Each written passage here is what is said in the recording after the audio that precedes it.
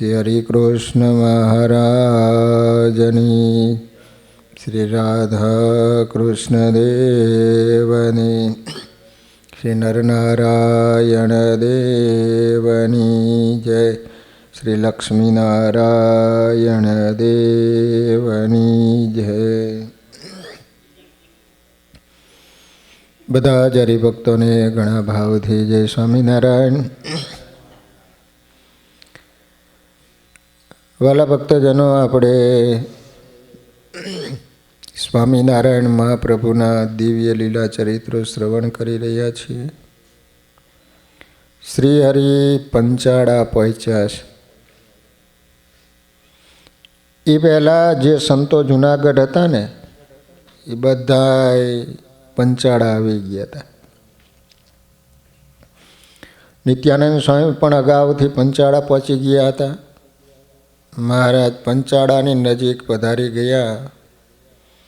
એ સમાચાર દરબારમાં આવ્યા. મહારાજના સ્વાગત માટે ઝીણાભાઈ, ગગાભાઈ તથા નિત્યાનંદ સ્વામી અગાઉથી બધી તૈયારીઓ કરીને રાખી હતી.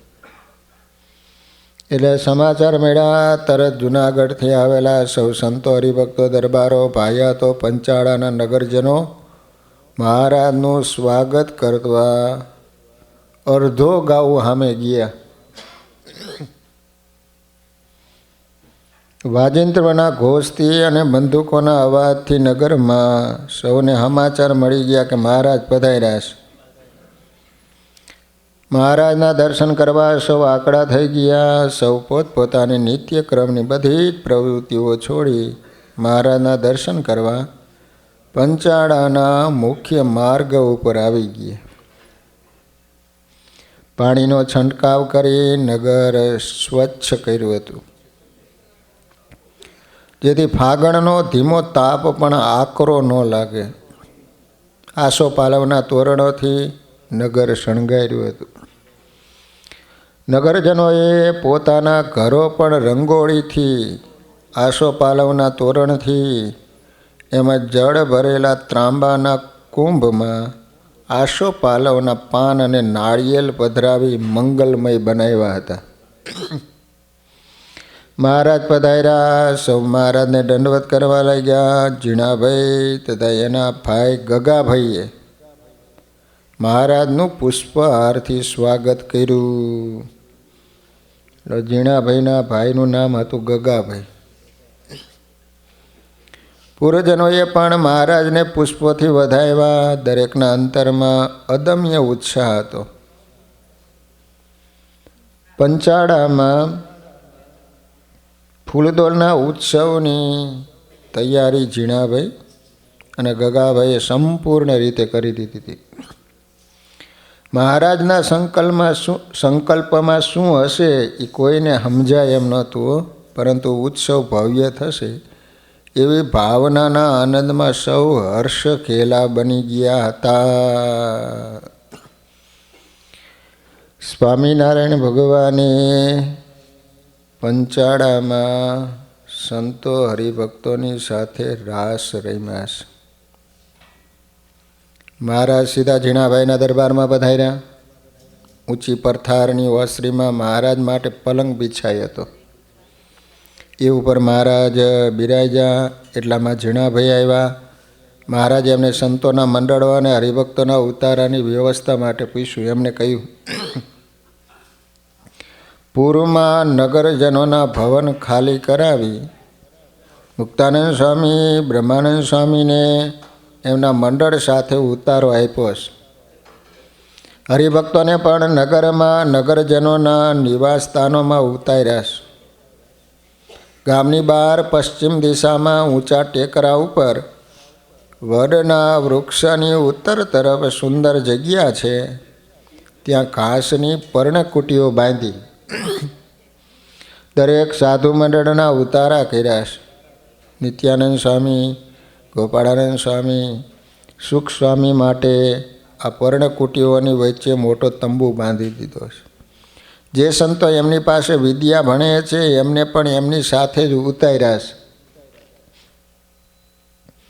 એટલું કહીને તેઓ થંભા પછી બોલ્યા, પંચાળા નગરની સામે મહારાજ આપની દયાથી બીજું નગર વસી ગયું છે. એટલા બધા ઉતારા બાંધ્યા કે જાણે બીજું પંચાળા હોય ને એવું થઈ ગયું. આજે પણ ત્યાં ઊંચી ટેકરી છે, જ્યાં મહારાજ રાસે રમ્યા હતા એ સ્થાન. એ નગરની શોભા પણ અલૌકિક જણાય છે. મહારાજ એમણે કરેલી વ્યવસ્થાથી ખૂબ જ પ્રસન્ન થયા. પંચાળામાં ઉત્સવ અભૂતપૂર્વ ઉજવાશે, તેથી સૌ હરિભક્તો અને સંતોના મંડળોને ઉત્સવમાં આવવાની ભાવના સહેજે થાય. એનો ખ્યાલ રાખી જીણાભાઈએ નાના નગરમાં પણ સુંદર વ્યવસ્થા કરી. અન્ય ઉપનગરો વસાવી દીધા હતા. કોઈને કોઈ પણ પ્રકારની અગવડ ન પડે એનો એમને સંપૂર્ણ ખ્યાલ રાખ્યો હતો. મહારાજ માટે જીણાભાઈના દરબારમાં વિશાળ ચોકમાં ઈશાન ખૂણામાં નિષ્કુળાનંદ સ્વામીએ મહારાજનો પલંગ રહે એવી સુંદર પથ્થરની વેદી તૈયાર કરી દીધી. સભામાં મહારાજ અહીં બિરાજે અને વિશાળ ચોકમાં સંત હરિભક્તોની સભા થાય. સ્ત્રીઓ પણ દૂરથી દર્શન કરી શકે અને કથા વાર્તા પણ સાંભળી શકે એ પ્રકારની એમને માટે પણ સગવડ કરી દીધી હતી. મહારાજે અત્રે આવીને આ બધી વ્યવસ્થા સમજી લીધી. રસોઈની વ્યવસ્થા પણ રસોડામાં જઈને મહારાજ જોઈ આવ્યા. વેદી ઉપર ઢોલિયો ઢાળ્યો અને એ ઉપર બિરાજમાન થયા. મહારાજ પધાર્યા. સંતો હરિભક્તો સૌ સભામાં આવી ગયા. જમવાનો સમય થઈ ગયો. પરંતુ મહારાજને વાત કરવી હતી ને, એટલે મહારાજે સંક્ષિપ્તમાં પણ રહસ્યની વાત કરતાં કહ્યું, આ સત્સંગ દિવ્ય છે. કેવો છે? દિવ્ય. જેને સમજાયો છે એને એનો આનંદ આવે છે. જેને સત્સંગનો મહિમા જીવમાં નથી સમજાયો, અથવા જેને દેહ અભિમાન સ્વભાવ વગેરે દોષો અંતરમાં પ્રબળ હોય, એને સત્સંગનું યથાર્થ સુખ આવતું નથી. છતાં એ દોષો સત્સંગ કરતાં કરતાં ટળી જશે અને શુદ્ધ થઈ જવાય છે. મહારાજ એટલું બોલીને અટક્યા. થોડી વાર થંભી મહારાજે કહ્યું કે સત્સંગમાં ગુપ્તપણે કુસંગ રહ્યો છે. ભોળપણમાં પણ એનો યોગ જેને થઈ જશે તો એ આ સત્સંગમાંથી વિમુખ થઈને નીકળી જશે. માટે સત્સંગ કરતાં કરતાં કુસંગ પણ ઓળખી રાખવો. સત્સંગી કરતાં કુસંગી વધુ શાણો હોય. શું કીધું? સત્સંગી કરતાં કુસંગી હોય ને એ બહુ હોશિયાર હોય છે. આપણને છેતરી દે ખબર ન પડે. આપણે તિલક ચાંદલો શું કરીએ એના કરતાં એ હારા કરીને આવે. શું આપણે ભગવાનને વંદન કરીએ ને એના કરતાં એ હારા વંદન કરે. સત્સંગના અપાર મહિમાની વાત કરે. જેને વાત કરે એના મહિમાની પણ વાત કરે. એટલે સહેજે વાત કરનારામાં એ જ થાય. પછી યુક્તિપૂર્વક સત્સંગના એટલે કે ભગવાન અથવા સત્પુરુષના સ્વરૂપમાં ખોટ બતાવતા જાય. સાંભળનારાને વાતમાં જેમ જેમ રસ પડતો જાય ને એમ એમ આવા શબ્દો વધુ ને વધુ કહેવા લાગે. અંતે એની વાતોથી ભગવાન અને સંતનો અભાવ આવે, એમના સ્વરૂપમાં મનુષ્ય ભાવ આવે. આ રીતે કુસંગી લોકો પણ એવી મીઠી મીઠી વાતો કરે, અંતે એનો રંગ આપણને લગાડી દે. પ્રથમ સત્સંગમાં મુમુક્ષોના ભાવથી જ અને કેવળ પોતાના કલ્યાણ માટે જે આવ્યા હોય તે આવા કુસંગીના પેચમાં આવી મોક્ષની ભાવના ખોઈ બેસે અને પોતાના જીવનું અંતે અકલ્યાણ કરે છે. આ પ્રકારનો કુસંગ સત્સંગમાં હોય એ પણ ઓળખવો. પરંતુ કુસંગીના શબ્દોથી એનું સ્વરૂપ ઉઘાડું થાય છે. માટે એમને ઓળખી એમનાથી સદા દૂર રહેવું, જેથી મોક્ષ માર્ગમાં કોઈ વિઘ્ન આવે નહીં. સત્સંગમાં પણ કુસંગ હોય. આટલી વાત મહારાજે કરીને ત્યાં વાસુદેવ હરે થયા. આ શબ્દ સાંભળી કેટલાક ઊભા થઈ ગયા. મહારાજ આ જોઈ હૈસાન પછી બોલ્યા, જેમ આ શબ્દ સાંભળી ઊભા થઈ જવાય એમ કથા સાંભળવામાં પણ એવી જ ઉત્સુકતા રાખવી જોઈએ. લો, જમવા માટેનો હરે થયો બધા ઊભા થઈ ગયા. મહારાજ કે કથા માટેનો શબ્દ અવાજ થાય તો આ રીતે કથા સાંભળવા આવી જવું જોઈએ. અનથી દેહનું પોષણ થાય છે, કથાથી જીવનું પોષણ થાય છે. એટલું કહી મહારાજ વાસુદેવાનંદ બ્રહ્મચારી સાથે જમવા પધાર્યા. લો, અન્નથી શરીરનું પોષણ થાય એમ ભગવાનની કથા સાંભળવાથી જીવ બળિયો થાય. જીવનો ખોરાક ભગવાનની કથા છે. ફૂલદોનો ઉત્સવ જેમ જેમ પાસે આવતો ગયો તેમ તે ઉત્સવ અંગેની તૈયારીઓ ઝીણાભાઈ કરવા લાગ્યા. માંગરોળથી અબીલ, ગુલાલ, કંકુ, કેસર વગેરે ગાડા ભરીને મગાવ્યા. પિચકારીઓ માટે શ્રી હરિએ રૈયા ભગતને વાંસ લેવા માટે મોકલ્યા. નિષ્કામાનંદ સ્વામી અને આધારાનંદ સ્વામીને પણ સાથે મોકલ્યા. આ ઉત્સવની તમામ વ્યવસ્થાનો ભાર મહારાજે પીપળાવેના વિપ્ર પ્રભાશંકર ઉપર નાખ્યો હતો. પ્રભાશંકરના 2 ભાઈઓ દયારામ અને દાજીભાઈ પણ આ પ્રસંગે આવ્યા હતા. પરંતુ પ્રભાશંકરને મહારાજના સ્વરૂપની દ્રઢ નિષ્ઠા હતી. તેથી મહારાજને એના ઉપર વિશેષ હેત હતું. લો, પીપળાવીના પ્રભાશંકર કેવા નિષ્ઠાવાળા. લગ્ન કરવા જતા હતા, મહારાજની ચિઠ્ઠી આવી તો એમને એમ નીકળી ગયા. બોલો, ઓલા કે આ લગ્ન કરવા જઈશ, વિચાર તો કે બોલો કે મહારાજની આવી આજ્ઞા ફરીને ક્યાંથી મળવાની, લગ્ન તો બીજી વારે થાય છે. તો બોલો એમણે એમ નીકળી ગયા. તેથી મહારાજને એના ઉપર વિશેષ હેત હતું. સૌ સંતો હરિભક્તોને પણ એની નિષ્ઠાને કારણે એના ઉપર ખૂબ પ્રેમ હતો. આ સ્વરૂપ નિષ્ઠાની દ્રઢતાથી કામ અને અર્થ એ 2 પ્રબળ વિષયો પ્રભાશંકરના અંતરમાંથી ટળી ગયા હતા. મહારાજની આજ્ઞા એ જ એમનું જીવન હતું. મહારાજની આજ્ઞા અનુસાર કર્મને તેઓ સાચા કર્મયોગ માનતા હતા. લો, ભગવાન કહે એમ કરવું એ કર્મયોગ. જીણાભાઈએ મંગાવેલી સમગ્ર સામગ્રી આવી ગઈ. રૈયા ભગતને સંતો વાંસ લઈ આવ્યા. એ સમયે વાંસમાંથી પિચકારી બનાવતા. પ્લાસ્ટિકની એવી હતી નહીં, હોનાની હતી. મહારાજ હોનાની પિચકારી રમતા. તેમાંથી પિચકારીઓ બનાવી. સૌ સંતો હરિભક્તોને એક એક પિચકારી આપી. સંતોને ખડી અને ચંદની ગોટીઓ, કેસર વગેરે આપ્યા. ફાગણ સુદ પૂનમની પ્રભાતે મહારાજે સૌ સંતો હરિભક્તોને કહી, આજુ શ્રી નરનારાયણ દેવનો પ્રાદુર્ભાવ દિન છે, પ્રાગટ્ય દિવસ છે. તેથી આજે પ્રથમ નરનારાયણ દેવનું પૂજન અર્ચન સૌએ કરવાનું છે. મહારાજની આજ્ઞા અનુસાર સૌ સંતોએ આ પૂજનનો લાભ લેવાનો નિર્ણય કર્યો. મહારાજે આપેલ ખડી ઘસી એમાં ચંદન અને કેસરનું મિશ્રણ કર્યું. પછી પલાસના પાનના પડિયા બનાવી, પલાસના પાન તેમાં એ મિશ્રણ કર્યું અને ઝીણાભાઈના દરબારમાં સૌ આવ્યા. નરનારાયણ દેવની મહાપૂજા મહારાજ પોતે વિધિપૂર્વક કરતા હતા. આ શુભ પ્રસંગે બ્રાહ્મણોને પણ આમંત્રણ આપ્યું હતું.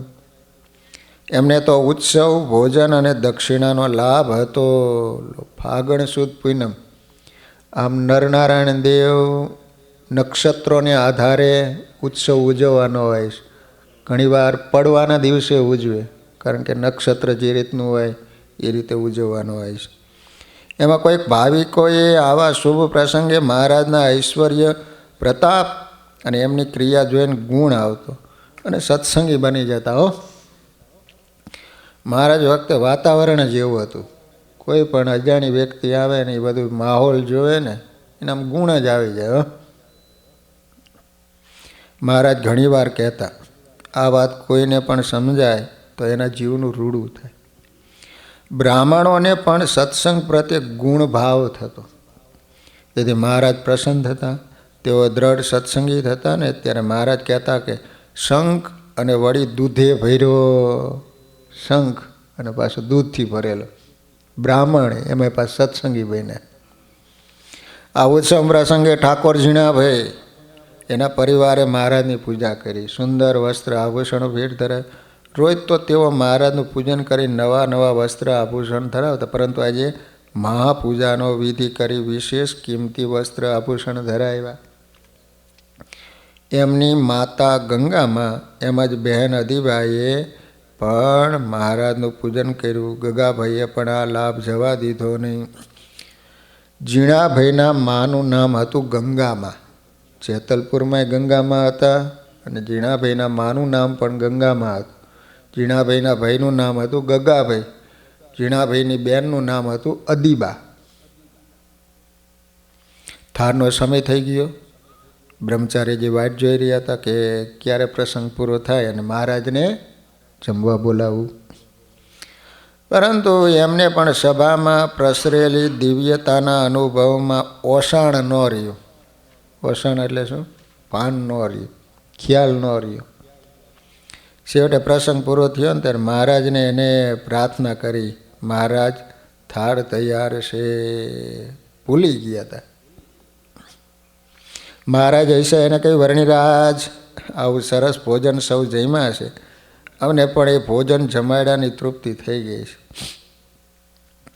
પરંતુ મહારાજ સૌના મનોરથ પૂરા કરવાના તો હોય જ ને. ઝીણાભાઈએ એવા જ ભાવથી સમગ્ર સંગ સાથે સુંદર રસોઈ બનાવી, તો એનો પણ મનોરથ પૂરો કરો. મહારાજ તરત ઉઠ્યા. હરિભક્તોનો સમૂહ બહુ મોટા પ્રમાણમાં આવ્યો હતો. મહારાજે પંચાળામાં બહુ મોટો ઉત્સવ કરેલો. એમણે સૌને પીરસવા માટે ગાડામાં લાડુ ભરીને, બે સંતો ગાડું ખેંચતા. ગાડામાં લાડુ ભરવાનું, તાસ લઈને નહીં. અને જુદા જુદા સ્થળે લાડુના ઢગલા કરતા. બોલો, ઢગલા. હા, એમાંથી ટોપલા ભરીને સંતો પીરસે એવી વ્યવસ્થા કરવામાં આવી હતી. સંતો ગાડામાં લાડુ ભરીને લાવવા લાગ્યા, પરંતુ પંક્તિને છેડે લાડુના ઢગલા થવા લાગ્યા. મહારાજ મંચ ઉપર બિરાજ્યા. એમણે અગાઉથી સૂચના આપી હતી કે સૌ ભક્તોને સારી રીતે જમાડજો. સંતો પીરસતા જાય, સ્વામિનારાયણ મહામંત્રની ધૂન કરાવતા જાય. સ્વામિનારાયણ ભગવાન ભજને કરાવતા અને ભોજને કરાવતા, બે સાથે રાખ્યું. સ્વામિનારાયણ સંપ્રદાયમાં બંને સાથે. જ્યાં ભજન હોય ત્યાં ભોજનની વ્યવસ્થા હોય જ. ભોજનમાં પણ ભગવાનની સ્મૃતિનો દોર અખંડ ચાલુ રહે એવો મહારાજનો આગ્રહ હતો. મહારાજ ભક્તોને જમાડવાની વ્યવસ્થા જોઈને ખૂબ રાજી થયા. પછી પોતે જમવા પધાર્યા. તમે બધાએ મોટો ઉત્સવ કર્યો હોય, બધાને બોલાવ્યા હોય, આમંત્રણ મોટા મોટા દઈને મોટા ભાત થવા, અને પછી કે વ્યવસ્થા રાખી ન હોય કેવું થાય? કયો હલો, તો એ બધા ગાયડ્યું દે. શું કીધું? જેવો ઉત્સવ હોય એ પ્રમાણે સામે વ્યવસ્થા આપવી જોઈએ, તો જ એ પ્રમાણે પ્રચાર કરે ને એ પ્રમાણે જ આમંત્રણ અપાય. પછી પોતે જમવા પધાર્યા. મહારાજની સન્મુખ બ્રહ્માનંદ સ્વામી, નિત્યાનંદ સ્વામી, ગોપાળાનંદ સ્વામી, નિષ્કુળાનંદ સ્વામી વગેરે સંતો બેઠા હતા અને મહારાજના દર્શન કરતા હતા.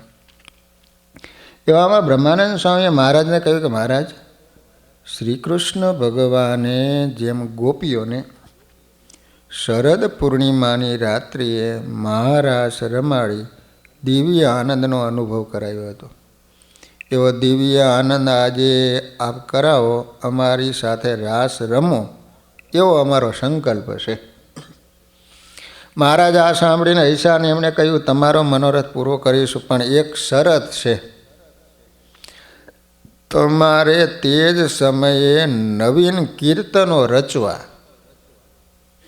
એક કીર્તન પૂરું થાય અને બીજું તૈયાર જ હોય તો જ મહારાસનો દિવ્ય આનંદ સૌને આવશે. બ્રહ્માનંદ સ્વામી તરત હા કહી. એટલે મહારાજે કહ્યું તો પશ્ચિમ દિશામાં જે ટેકરો છે ને, આજ પણ ટેકરો છે સામે મંદિરથી આમ બહાર નીકળો એટલે ટેકરો આવે, ત્યાં વિશાળ પટાંગણ છે. આજ પણ સ્મૃતિ તરીકે ત્યાં સરસ મજાની એ રીતનું બનાવ્યું છે. રાસ રમતા હોય એ રીતના બધા સ્ટેચ્યુ પધરાયા છે. ત્યાં મહારાસ ગોઠવો, બાજુમાં સાબડી નદી વહે છે. ત્યાં નદી છે પંચાળામાં, એનું નામ છે સાબડી. પૂર્ણિમાની રાત્રિ છે એટલે ચંદ્ર પણ પૂર્ણ પ્રકાશે પ્રકાશી રહ્યો છે. ઋતુઓમાં શ્રેષ્ઠ વસંત પણ પુષ્પોની પાવક મહેક પ્રસરાવી રહી છે. આમ પ્રકૃતિ સર્વ પ્રકારે અનુકૂળ છે. કારણ કે ફાગણ મહિનો હતો, પૂનમ હતી, અને ઋતુઓમાં શ્રેષ્ઠ ઋતુ હોય તો એ વસંત છે. ભગવાન પણ સાનુકૂળ છે. બ્રહ્માનંદ સ્વામીએ ઉમેર્યું. એટલે મહારાજે કહ્યું ભગવાન સાનુકૂળ છે તો જ આ બધું સાનુકૂળ થયું છે, નહીં તો કાળ અને પ્રકૃતિ આ બંને કોઈને ભગવાન ભજવા દેવા નથી. બંને સદા પ્રતિકૂળ જ છે. સંતો સમજી ગયા કે કેવળ મહારાજની કૃપાથી જ આ સત્સંગમાં દેશકાળ શુભ વર્તે, સૌને ભક્તિરસના આનંદનો અનુભવ થાય છે. સાંજ ઢળી હરિભક્તો અને નગરજનો સૌ સાબલી નદીના કિનારા ઉપર જ્યાં મહારસ યોજાયો હતો ને ત્યાં જવા લાગ્યા. લગભગ રાત્રિના 9નો સમય થયો હતો, 9 વાગ્યા હતા.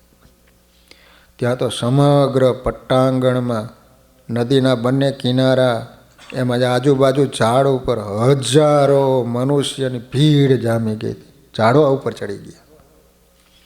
ઝીણાભાઈએ ત્રંબાડવું, ઢોલ, શરણાઈ, કાસા, જોડી, કરતાલો વગેરે સાજ તૈયાર કરાવી ત્યાં મોકલી આપ્યો હતો.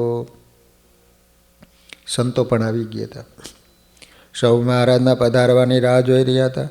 એટલામાં મહારાજ પધાર્યા. સહજાનંદ સ્વામીની જયથી સમગ્ર વાતાવરણ ગાજી ઉઠ્યું. મહારાજ ત્યાં તૈયાર કરેલા મંચ ઉપર બિરાજમાન થયા. પછી મહારાજે બ્રહ્માનંદ સ્વામીને બોલાવ્યા અને કહ્યું, સંતો ઘણા છે માટે એક એક ફરતા 9 કુંડાળા કરો, જેથી દરેક સંત રાસ રમી શકે. પહેલાં કુંડાળામાં મોટેરા સંતો, પછી નાના સંતો વગેરે જેમ ઘટે એમ વ્યવસ્થા કરો. મહારાજની આજ્ઞા પ્રમાણે બ્રહ્માનંદ સ્વામી એ પ્રમાણે વ્યવસ્થા કરી દીધી. ભાઈ બ્રહ્માનંદ સ્વામી મહારાજ પાસે આવ્યા અને હાથ જોડીને કહ્યું, મહારાજ બધી વ્યવસ્થા થઈ ગઈ, આતુરતાપૂર્વક રાસ રમણની રાહ જોઈ રહ્યા છીએ. ચંદ્ર પૂર્ણપણે પ્રકાશી રહ્યો છે, વૃક્ષો ઝૂકી રહ્યા છે. વ્રજભૂમિ જેવી દિવ્ય ભૂમિમાં હવે આપની આજ્ઞા થાય એટલે મહારાસ શરૂ થાય. મહારાજે કહ્યું, સ્વામી અમે જ્યાં હોય ને ત્યાં અક્ષરધામની ભૂમિ હોય, એની દિવ્યતા હોય, ત્યાં પ્રકૃતિનો ભાવ ન હોય, કાળનું નિયમન પણ ત્યાં ન હોય. લો, જ્યાં મહારાજની મૂર્તિ ત્યાં અક્ષરધામનું મધ્યસ્થ. મહારાજના શબ્દોથી સ્વામી સમજી ગયા કે પરબ્રહ્મ પુરુષોત્તમ નારાયણને કે એમના અવિનાશી અક્ષરધામને અન્ય ઉપમા આપી શકાય નહીં. એમણે કહ્યું, મહારાજ આપે સાચું કહ્યું, પ્રકૃતિનો ભાવ અહીં દેખાતો નથી ને કાળ પણ સ્તંભી ગયો છે. લો, મહારાજે કહ્યું, તો હવે રાસનો પ્રારંભ કરો. મુક્તાનંદ સ્વામી, બ્રહ્માનંદ સ્વામી, પ્રેમાનંદ સ્વામી, નિષ્કુળાનંદ સ્વામી, દેવાનંદ સ્વામી વગેરે સંતોના હાથમાં કરતાલો હતી. કરતાલ, પગે ઘૂઘરા બાંધ્યા હતા. જે સંતો કુંડાળાની વચ્ચે બેઠા હતા એને દુક્કડ, સરોદા, પખાજ, સિતાર, શરણાઈ, ઝાંઝ, સારંગી, મંજીરા આદિ અનેક પ્રકારના વાજિંત્રો લીધા હતા. કુંડાળાની વચમાં એ વગાડવાળા બેવે. ગામડામાં એવું હોય, મંડળી હોય ને, હા, વચમાં બેસે. એક સંતે ત્રંબાડું ઢોલ કેળે બાંધ્યો હતો. એને પણ એના ઉપર દાંડી મારી અને પખાજ અને દુક્કડના નાદ સાથે બ્રહ્માનંદ સ્વામીએ શરૂ કર્યું. સખી ગોકુળ ગામના ચોક મારે ખાતે માંડો રસીલે, ખેલ રમે રાસ રંગીલો રંગમાં. બ્રહ્માનંદ સ્વામીના પહાડી સૂરો ગાજે આકાશ સાથે વાજિંત્રોના નાદથી મિલાવટ થઈ ગઈ. સંતોએ પગમાં પહેરેલા ઘૂઘરાના અવાજ પગના ઠેકા સાથે આ સૂરમાં સુરમ્ય બની ગયા. લો, પગના ઠેકા પણ એવી રીતે મારે કે જે રીતે વાગતા હોય વાજિંત્રો એને મળી જાય એમ, નકર બખડ જંતર થઈ જાય ને. કરતાલના નાદે પણ સૂરો સાથે ઠાવકી મોહબ્બત જમાવી દીધી હો. બ્રહ્માનંદ સ્વામીને આ એક જ પંક્તિના ઉચ્ચારણ સાથે રાસ જામ્યો અને સંતો પોતપોતાના કુંડાળામાં ઘૂમવા લાગ્યા. સંતોનો આ દિવ્ય આનંદ મહારાજે જોયો. એની મસ્તી જોઈ પોતાનું દેહભાન ભૂલી કેવળ પોતાના ઉપાસ્ય સ્વરૂપની ભક્તિમાં એમને સૌને તલ્લીન બની ગયેલા જોઈ. મહારાજે એકદમ મંચ ઉપરથી ઉઠ્યા અને બધા જ કુંડાળા વિંધી પહેલાં કુંડાળામાં પહોંચી ગયા. ભગવાનથી રહેવાનું ને એ રમવા આવી ગયા. મહારાજને અંદર આવતા જોઈ સંતોના આનંદનો અવધિ ન રહ્યો. એ વખતે વેગથી રાસ મંડળમાં ફરતા બ્રહ્માનંદ સ્વામીએ બીજી પંક્તિ શરૂ કરી. ચૌકોરે સખાની મંડળી રે, ઊભા વચમાં છેલો યલ બેલ રમે, રાસ રંગીલો રંગમાલે. મહારાજ વચમાં આવીને ઊભા રહી ગયા એટલે બ્રહ્માનંદ સ્વામી તરત એ પદ બનાવી. મહારાજ સંતો સાથે તાળી દઈને રાસમાં ફરવા લાગ્યા જાણે બ્રહ્માંડ ફરતું હોય.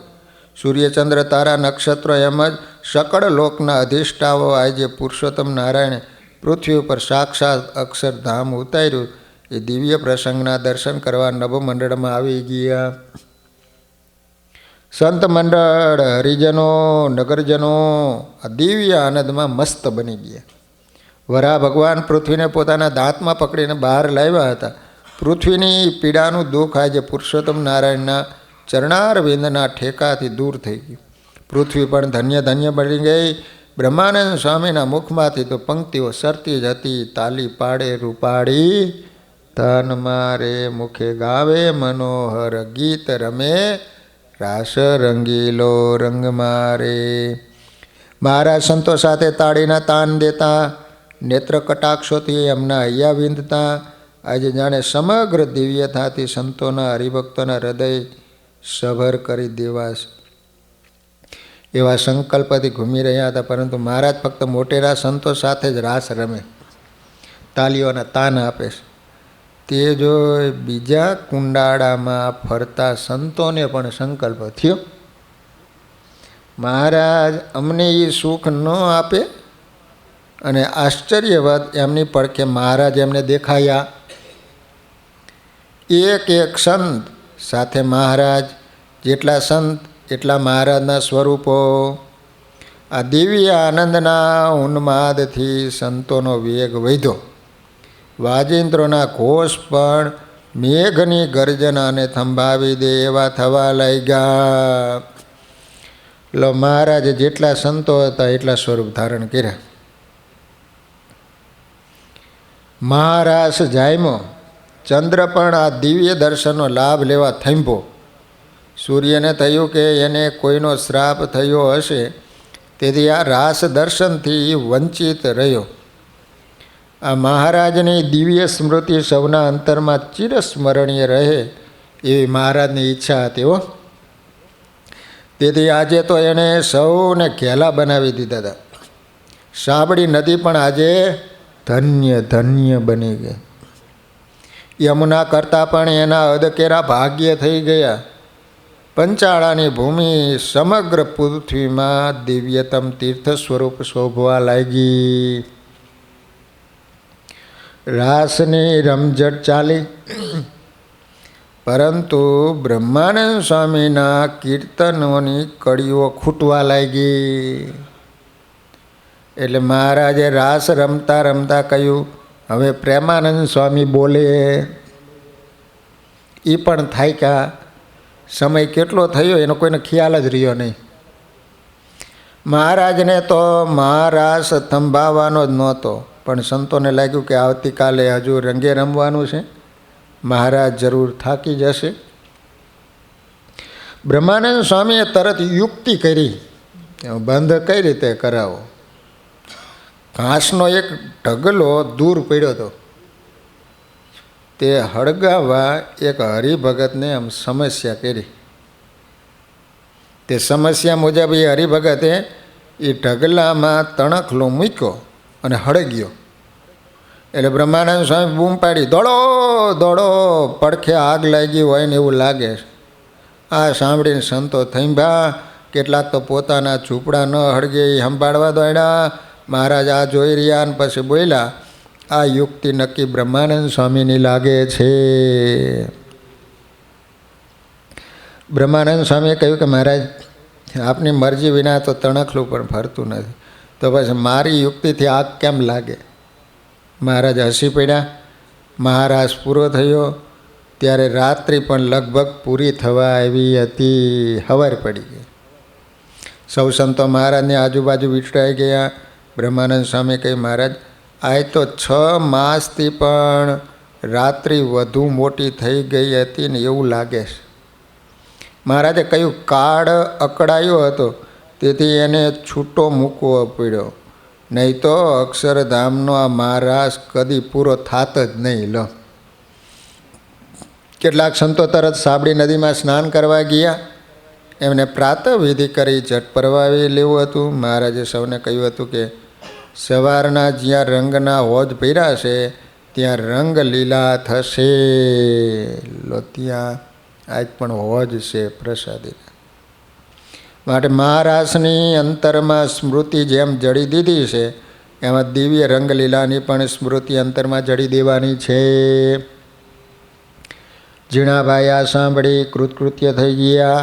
એમને લાગ્યું કે જીવનના આટલા વર્ષોમાં સુખ નથી મળ્યું તે આજે મહારાજે સમગ્રપણે આપી દીધું.